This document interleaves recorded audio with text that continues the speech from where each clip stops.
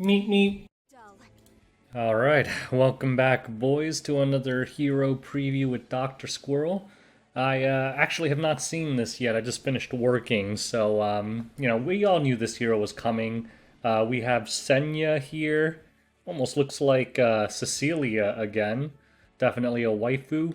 And we're gonna find out what she's all about. So she's an Earth Knight. Oh god, that's not a good sign. Is it gonna be another Mort? Alright, let's go to the first part. We don't care about the backstory. This is not what this channel's about. Let's go to the stats. So, Taurus Knight. I don't think there is another Taurus Knight, so I don't know who to compare her to, but holy cow, she has really high base attack. Standard Knight health, pretty slow, 100 speed, so definitely not an initiator. Good defense, nothing special about crit chance or crit damage, and health imprint and self attack imprint. So looks like we're gonna see a DPS knight here. Let's go to what did they start with? They usually start with the most important thing. So they're starting with the S2. Alright, so let's read this together, boys. Indomitable Spirit. The caster cannot trigger a critical hit. Ah, Gunther, but attack increases by 30%. Also like Gunther. I think Gunther is 75% though. And critical hit resistance increases by 35%. It's highlighted. So with the Molas, 50%. When attacked, if the caster suffers a non-critical hit, deals damage to the attacker proportional to the caster's attack before activating Grace of the Battlefield. Grace of the Battlefield can only be activated once every 2 turns. So Grace of the Battlefield gives your entire team a random buff, increased attack, increased effectiveness, increased defense, continuous healing, debuff. So all of these are pretty good. I would almost just, if you took out increased effectiveness, it'd almost be a buff to her because that's going to be useless on a lot of heroes. But pretty much everything else has a lot of value, so it's kind of cool. All right, let's see. This is a passive, but I'm assuming they'll show us how Grace works. Let's check out the example. So, what's the point of this? Kitty Clarissa starts. I don't think that matters. Okay, and Politis counters. So it does proc off counters. Her S2 thing does proc off counters. Wait, what? That's it? Okay, and looks like she gave herself attack buff, defense buff. So the buffs did happen. Did it do any? I thought it deals damage. Wait a minute, it does deal damage. So Politis is at full health here. And then... yeah, so Politis lost life, but barely any. And this team has no knight on it, so there's 0 damage mitigation. So either this example build has terrible attack, or that thing essentially does no damage, or this is the weirdest Politis. This is a 30k HP Politis. Regardless, it looks like that S2 thing doesn't do a whole lot of damage, but it's hard for me to see because it doesn't even show me the damage. So hopefully that's just because it procced off a counter, and not how it works and just never shows you the damage, because that would be pretty stupid. But seems pretty self-explanatory.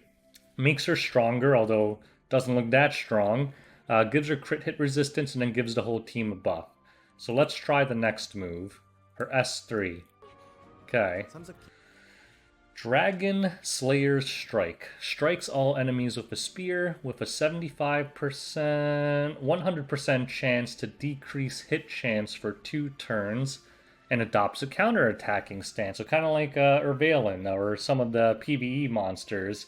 Counter-attacking stance basically means you have a 100% counter chance while it's up. And the soul burn is cheap. It's only 10 turns. I mean, that's 10 souls. And it reduces the cooldown by 2 turns, which basically makes it, what, a 2-turn cooldown after Mola's? So basically she has counter stance up 100% of the time? That sounds pretty badass, actually. So let's check this thing out. Okay.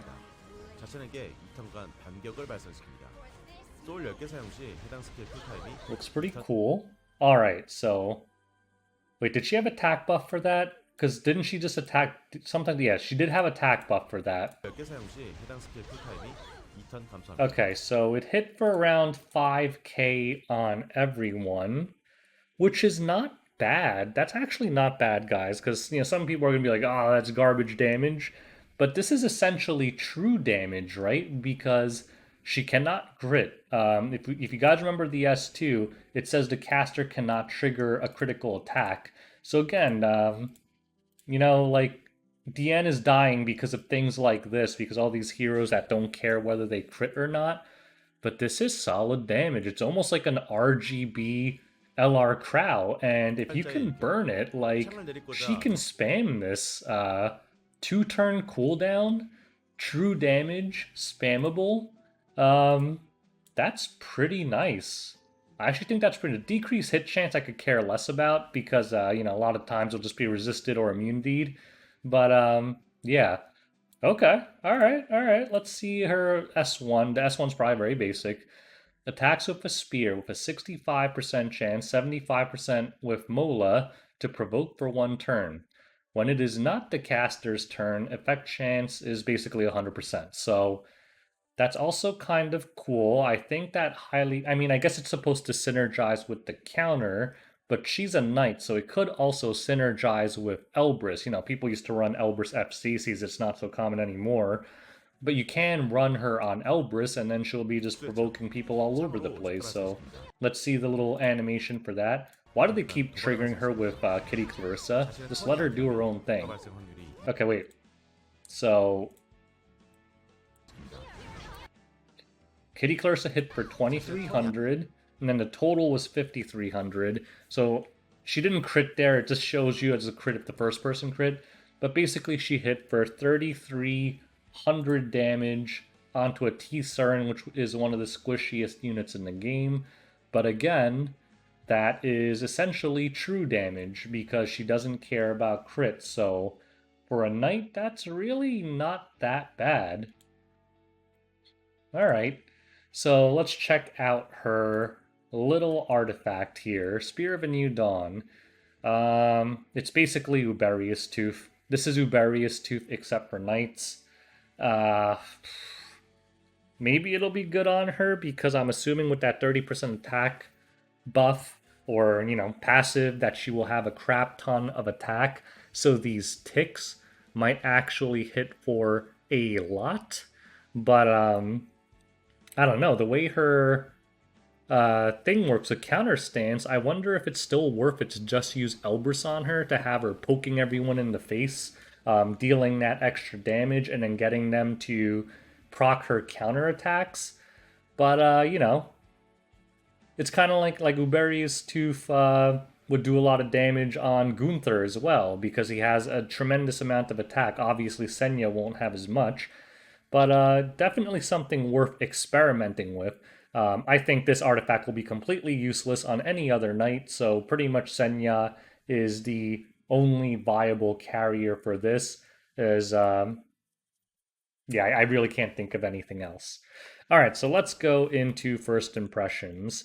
First of all, I think Senya's main problem has nothing to do with Senya. It's kind of like how I always talk about things like mage artifacts and Tagahells and Abyssal Crown.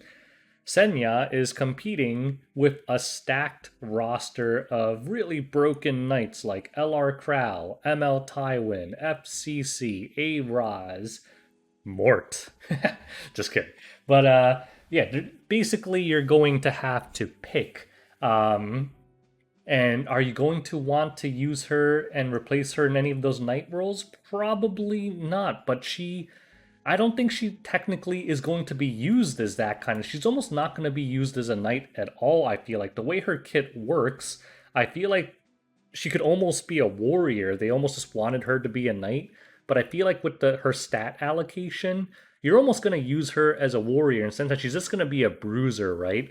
I don't think you're going to use her as a traditional knight. Because the thing is, let's look at these stats. What is the traditional knight stack? Health, speed, defense, occasionally a tiny bit of effectiveness in the case of things like Lilius and stuff. But generally, you stack health, speed, defense. Yeah, Senya is going to have to go a lot of attack if you want to make use of her kit. Now, granted, her base attack is insanely high, and the other good part about Senya is she's a bruiser.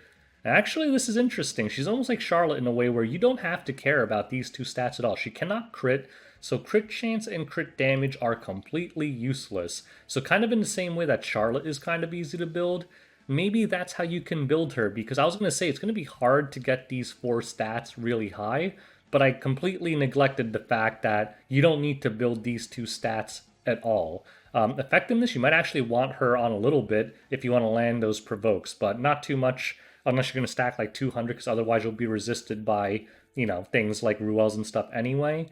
But I'm curious, like I really don't think there is a Taurus Knight, otherwise I'd play with it, but I wonder what the build would be with that 30% attack bump.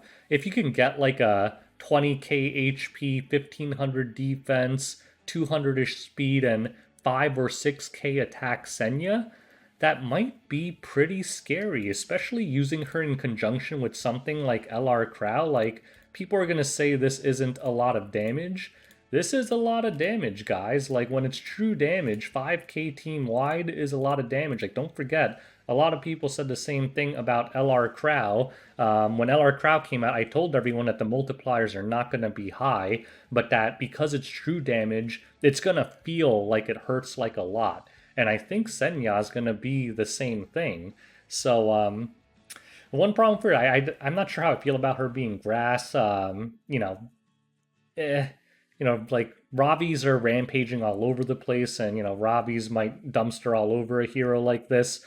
But I don't know. I'm intrigued. I think I might want to build this actually. Like generally when new heroes come out, I don't even build them. Like things like Mort where I'm like, maybe it'll be okay, but I'm gonna wait and see. This one is kind of interesting. I wonder if you have some kind of true damage cleave, like if you can actually draft through like ML Krau plus Senya plus like Blood Moon Haste and just true damage them in the face, because I don't know the stats of this thing. I mean, she did have attack buff as well, but I think 5k true damage across the board, that's pretty good. It's not really true damage.